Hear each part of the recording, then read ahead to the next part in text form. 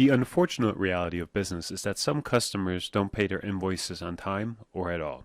The Dynamics 365 Finance Credit and Collections module provides businesses a comprehensive suite to efficiently manage the credit, collections, and dispute process. The Customer Credit and Collections workspace gives us a simple and comprehensive view of customer collection-related information. And what you can see here is that we can select any legal entity, we see open activities, cases, we can choose between different currencies, we have real-time Power BI reports. We also have a comprehensive collections dashboard. Before we dive into collections, disputes, and write-offs, let's take a quick look at some basic configuration for the Credit and Collections module. We'll navigate to Setup, and we'll see that the first parameter setting is Accounts Receivables parameter. This seems a little bit out of place here. However, under the Accounts Receivable parameters, we have a Collections tab. And in this Collections tab, you'll notice that the write-off journal is predefined in the middle of the screen here.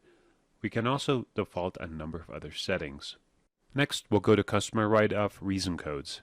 The Customer Write-Off Reason Codes allow us to specify a reason code by legal entity and tie to a general ledger account. Next, we'll take a look at the Setup Collection Letter Sequence. This screen shows two different collection letter sequences. A collection letter sequence defines the number of collection letters sent, the main account that any fees will be posted against, and the number of days between each of the collection letters. Next, we'll go to the Customer Posting Profile. In the Customer Posting Profile, we can see the default value for the collection letter sequence. This is based on the group code. And finally, we go to the Aging Period definitions. Aging period definitions provide the time frame with color coding and icons to allow collection agents to quickly identify the state of aged balances.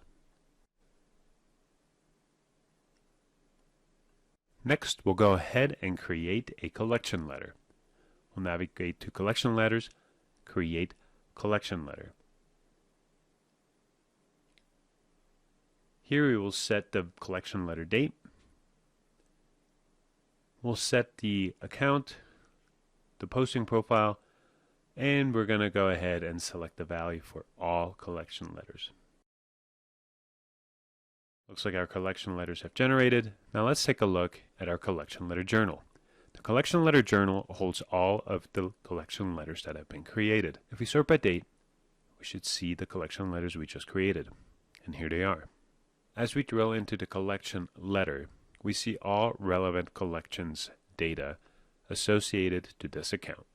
Next, we're going to go to Aged Balances. The Aged Balances screen shows us an aging snapshot, the calculated aged customer balances. It also shows us an icon defined by the aging period definitions. You can see here the Contoso Retail Detroit is in the red. Let's navigate to Contoso Retail Detroit and take a look at what's going on.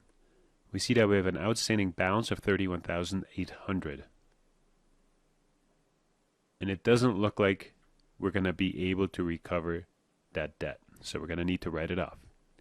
We'll click on the write-off button, and the write-off customer transaction screen appears. We'll click on OK. We'll get a message that the operation is completed. We then need to navigate to the General Ledger, Journal Entries, General Journals. Here we'll navigate to the journal that was just created. And to finalize the write-off, we need to post this journal. We'll go ahead and click on Post. And then we can see the posted journal is now part of our general ledger. We now have written off the balance of that customer in the system.